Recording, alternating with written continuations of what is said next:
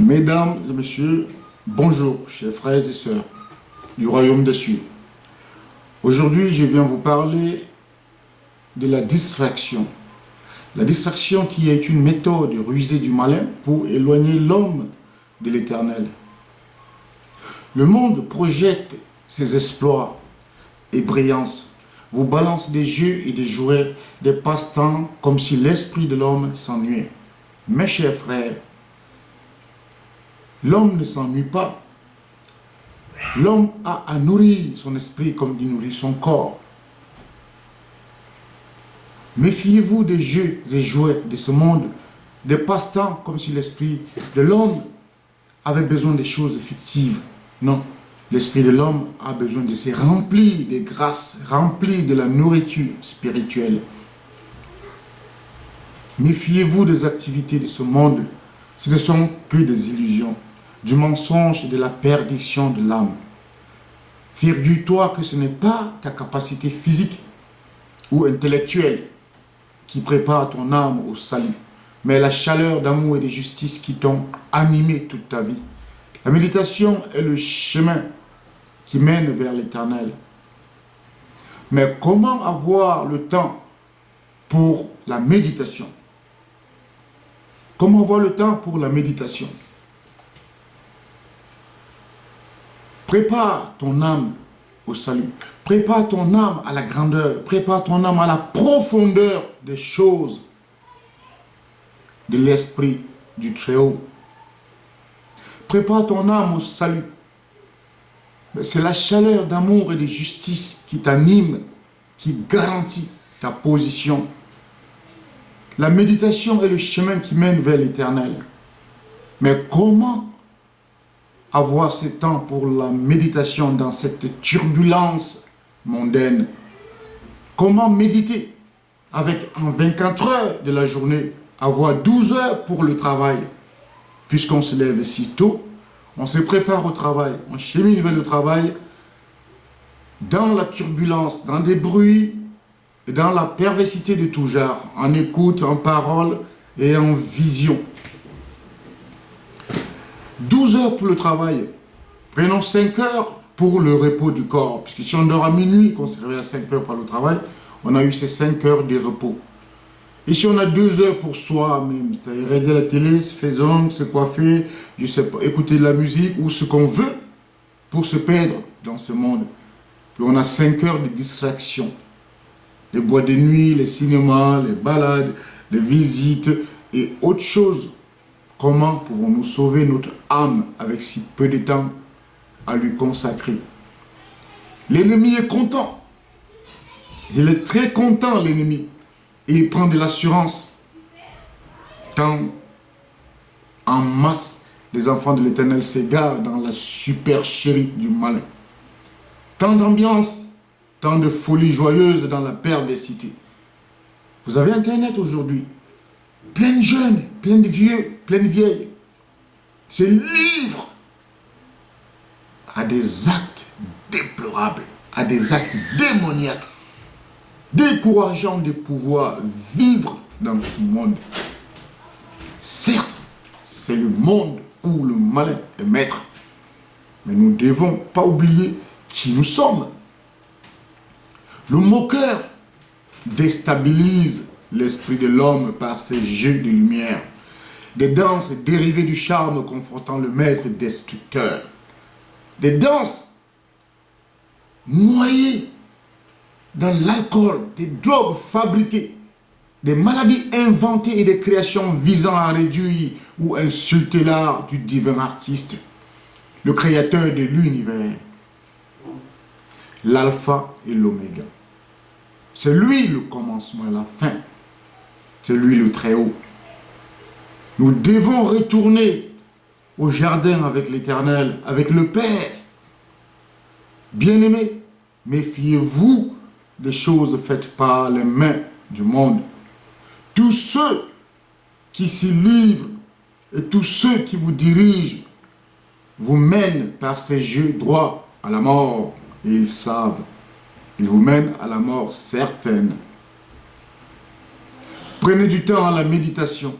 Fuyez les choses de ce monde n'en faites pas votre tout. Je vois des hommes capables de tout. Capables de tout. Juste pour avoir du fric. Ceux qui ne se livrent pas à toutes sortes de perversité et de déshonneur charnel et spirituel.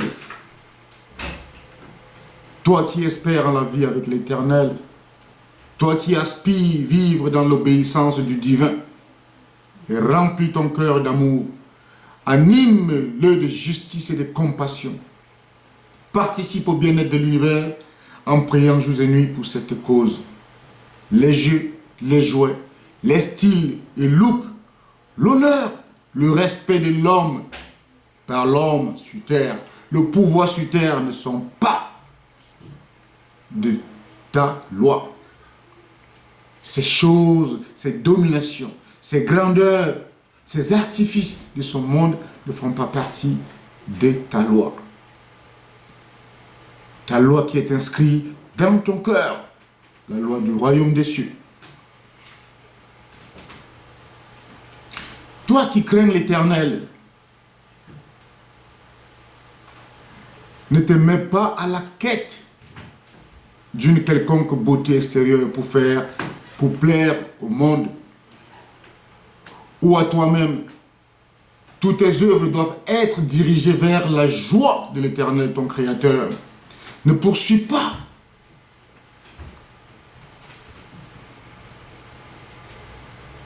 oh Éternel, ne poursuis pas les honneurs, ne poursuis pas les grandeurs, ne poursuis pas les biens de ce monde. Toi, humble et juste, ne peux-tu pas vivre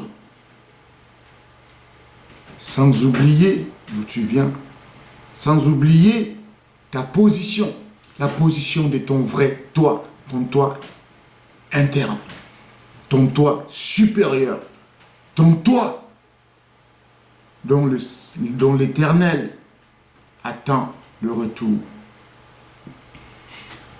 Ne poursuis pas les grandeurs de ce monde, car c'est un perd-temps. Ne perds pas le temps, ne passe pas le temps, mais remplis-le d'amour.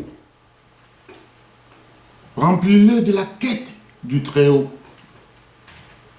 Notre Père, car nos efforts de ce monde sont pour retourner à lui l'amour, à lui l'incorruptible. Bien-aimés, le monde vous trompe. L'argent est un démon. Car par cette matière, beaucoup ont chuté et chutent encore.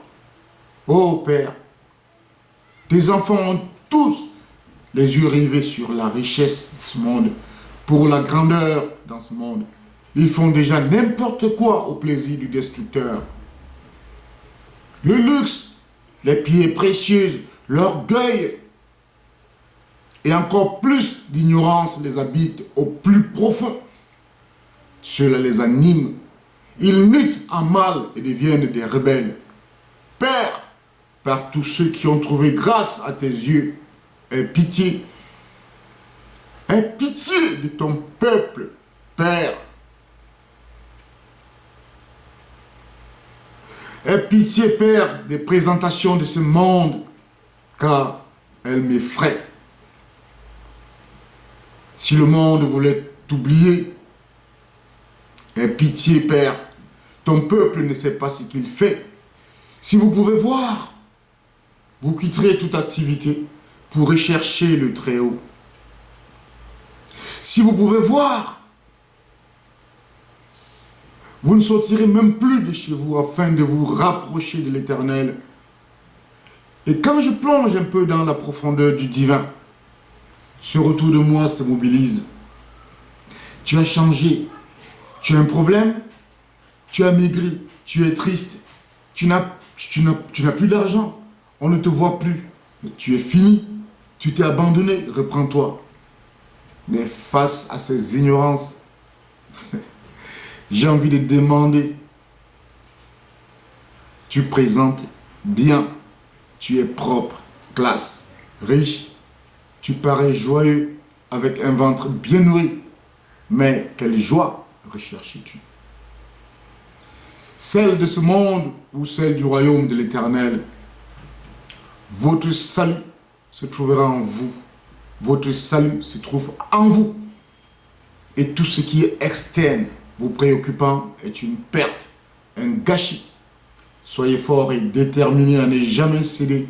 Veillez et priez pour ne pas sombrer dans l'attraction de ce monde, la distraction. Ne vous adonnez pas aux vices de ce monde, ils sont destructifs. Puisez en vous l'énergie divine assurant l'identité de votre vie. Bien-aimés, soyez uniques, ne ressemblez ni ne convenez au monde.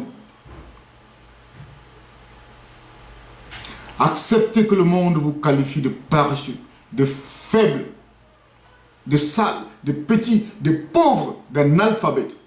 Mais refusez les jouets de ce monde et les petits moments de joie qu'il vous offre pour vous asservir l'âme. Ô Éternel, sois béni. Ouvre les yeux du peuple. Ouvre les yeux du cœur de ton peuple afin qu'il voie. Bien-aimés, soyez bénis et résistez. Priez pour ne pas céder. Priez afin que l'Éternel vous accompagne dans toute pensée, dans toute initiative. Priez afin de sortir dans cette maison où le mal a posé ses valises et vise vos âmes par le mensonge et par du leurre. Vous poursuivez le bien de ce monde, vous poursuivez les honneurs de ce monde, poursuivez les grandeurs et les exploits de ce monde. Mais comment donner sa vie, comment donner tout le temps de sa vie à la poursuite des choses qui finissent? Comment continuer à suivre un chemin avec hargne, tout en sachant que tout ce qu'on veut avoir, quelque chose qui a une fin. Or, à côté, par la grâce et l'amour du Créateur, il nous donne cette possibilité de la vie avec lui, c'est-à-dire la vie éternelle, l'éternité. On ne peut pas réussir à rassembler les choses de ce monde et pouvoir en même temps rassembler les choses du royaume des cieux. Soyons compréhensifs. Soyons juste un tout petit peu avertis. Ouvrons juste un peu les yeux. Utilisons ce que l'Éternel nous a donné. L'esprit. Pensons et regardons. Demandons au divin en nous, demandons à la part de l'incorruptible en nous ce que nous voulons savoir. Mais le monde est si jeté dans la perversité, dans la danse de l'ignorance et la danse de la mort, que ceux qui sont grands dans ce monde, ou qui prétendent être grands dans ce monde, sont ceux-là qui ont les qualités de ce monde, des qualités physiques et de la brillance, des jeux de lumière. Hollywood, Nollywood, Bollywood, Hollywood, Sillywood, Bollywood, Sillywood. Mais tout ça, c'est du leurre. L'alcool vous traîne dans la perdition. La télévision, les jouets, les distractions vous mènent droit vers la mort. Sortez de là, fils de l'homme. Sortez de là, vous, dont l'Éternel a tant d'amour. Il ne vous laisse pas mourir. Il vous laisse toujours le temps de vous poser la question, qu'est-ce que je fais maintenant? Faites vos projets avec l'Éternel, car son royaume est l'éternité. Son royaume ne finit pas. Or, vos projets ici-bas finiront. Alors, pourquoi donner toute sa vie aux choses qui finissent? Chers frères et sœurs, bien-aimés, méfiez-vous de la distraction. Le peu de temps que vous avez dans la vie est un temps de sentence. Comme si on était en prison. Chacun a sa sentence en prison, un temps de prison. Et c'est pendant ce temps qu'on cultive son après-prison, c'est-à-dire sa vie après la mort. le corps mourra. Et qu'est-ce que l'âme devient? Si on a passé le temps à dormir dans la distraction, dans les jeux, dans les plaisirs de ce monde, et quand nous irons, que sera notre âme? Que deviendra notre âme? Quelle position lui a-t-on préparé pendant notre vivant? Je ne serai pas long, bien-aimé. Donnez du temps au salut de votre âme. Donnez du temps à l'avenir spirituel. Donnez pas du temps pour la vie d'aujourd'hui. Beaucoup disent, laisse-moi vivre ma vie, car bientôt je vais mourir. Certains disent, on a une seule vie, laisse-moi vivre ma vie. Mais oui, pour ceux qui pensent ainsi, c'est vrai, ils ont une seule vie. Ils profitent des choses de leur monde où ils resteront avec. Mais toi qui es du royaume des cieux, la seule punition que tu as sur terre, c'est de manger ton pain à la sueur de ton front. Ton effort quotidien est de pouvoir manger ton pain. Un bout de pain te suffira et tu ne mourras pas. Mais nous nous agrafons sur les choses de ce monde capable, dont nous sommes capables de tout faire. Certains font tout. Certains sont prêts à tout. Certains vont jusqu'à tuer. Certains vont jusqu'à faire des choses bestiales, démoniaques, sataniques pour avoir du fric. Pour un temps. Pourquoi mourir pour des choses fictives? Pourquoi ne pas vivre éternellement avec cet univers qui nous appartient? Bien-aimés, sur ce, je vous souhaite beaucoup de bénédictions, beaucoup de grâce. Que la lumière de l'Éternel brille en vous, car vous êtes une étoile. Et si vous n'êtes pas représenté parmi les étoiles quand elles brillent, vous êtes mort. Mort parce que vous êtes adonné aux choses du monde. Ouvrez votre cœur à la lumière, à la joie, à l'amour et surtout à la compassion. Soyez juste, fuyez les distractions de ce monde, car c'est ce qui vous mène à la mort. Sur ce, bien-aimés, priez, méditez jours et nuits, contribuez au bien-être de cette nature. Soyez une particule qui fait fonctionner dans la grâce, dans la lumière de l'Éternel. Cet univers, vous êtes une particule. Soyez vivants et donnez vie à l'univers. Soignez l'univers. C'est par vos méditations et par vos prières, par vos pensées et par vos actes dans l'univers. Soyez bénis, que l'Éternel vous garde, qu'il vous accompagne jour et nuit dans vos projets divins, qu'il vous aide à résister. Résistez, mes frères et sœurs. Bien-aimés, c'est dur. Résistez.